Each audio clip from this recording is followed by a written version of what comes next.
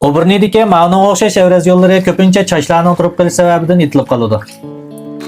Buni oddiy usulda ichish uchun avval Evraz yo'llariga yig'ilib qolgan suvlarni pakiz tozalatamiz.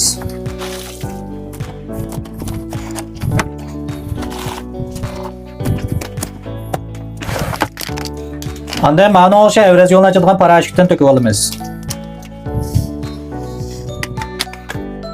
Andan ustiga 60 gradus atrofidagi qaynoq suvdan qo'yib olsak bo'ldi. Bu parashutning to'g'ri ishlatilish usuli yengilroq to'slash bo'lsa 1 xalta to'kib yarim soatdan 1 soatgacha. Og'irroq to'slash bo'lsa 2 xalta to'kib 1 soatdan 2 soatgacha turg'izamiz. Andan ustiga qaynoq suv quyib mang'izib olsak bo'ldi. Ishlatgan vaqtda Evraz yo'li bilan muvofiq oraliq saqlashinglarni va mask taqilishinglarni tavsiya qilamiz. Eskartish, buning bilan qum shig'il, sulyo, qattiq sopon degandek narsalarni eritgan olmaydi. Maqaylanlar ichilib ketdi.